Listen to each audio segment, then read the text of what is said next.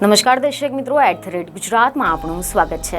શબ્દોમાં વર્ણન ન કરી શકાય એટલી ભયાનક દુર્ઘટના જે અમદાવાદમાં સર્જાઈ તેને તો દરેકના હૈયાને રોડાવી દીધા છે।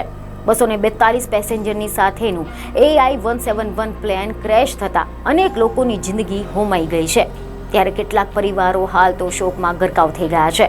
આ લોકોમાં ગુજરાતના પૂર્વ મુખ્યમંત્રી વિજયભાઈ રૂપાણીનો પણ સમાવેશ થાય છે।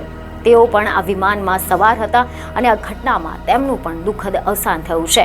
કેન્દ્રીય મંત્રી CR પાટીલે આ વાતની પુષ્ટિ કરી હતી। તમે જણાવી દઈએ કે વિજય રૂપાણી એ ભાજપના ખૂબ જ જૂના અને દિગ્ગજ નેતાઓમાંના એક હતા। રાજકારણમાં તેમના અનુભવ અને સેવાના કારણે તેમની ખોટ સદાય વર્તાતી રહેશે। તો આજે અમે તમને વિજય રૂપાણીના રાજકીય સફર વિશે કેટલીક જાણકારી આપીશું। મીડિયા રિપોર્ટ અનુસાર એવી માહિતી મળી રહી છે કે વિજય રૂપાણીએ ઓગસ્ટ 2016થી લઈને સપ્ટેમ્બર 2021 સુધી ગુજરાતના 16માં મુખ્યમંત્રી તરીકે સેવા આપી હતી। ભારતીય રાજકારણમાં તેમની પોતાની એક અલગ જ છાપ હતી। વિજય રૂપાણીનો જન્મ 2 ઓગસ્ટ 1956ના રોજ મ્યાનમાર, જે તે સમયે બર્મા તરીકે ઓળખાતું હતું, તેની રાજધાની રંગૂનમાં થયો હતો।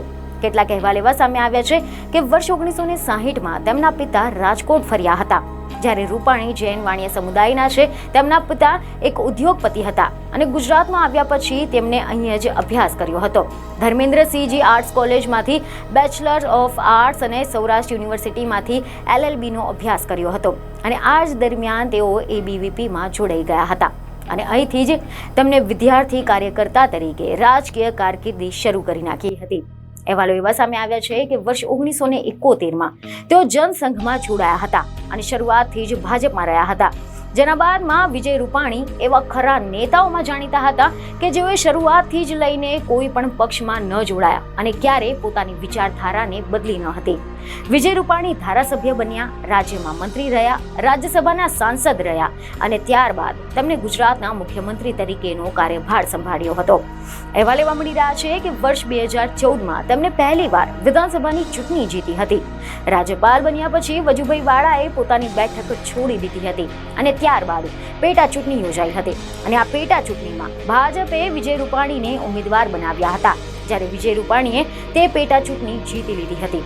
અને ત્યારબાદ નવેમ્બર 2014માં જ્યારે ગુજરાતના તત્કાલીન મુખ્યમંત્રી આનંદીબેન પટેલે તેમના મંત્રીમંડળનો વિસ્તરણ કર્યો, ત્યારે વિજય રૂપાણીને પણ મંત્રીમંડળમાં સ્થાન મળ્યું હતું। તેમને પરિવહન, પાણી પુરવઠા, શ્રમ અને રોજગાર મંત્રાલયની જવાબદારી સોંપવામાં આવી હતી।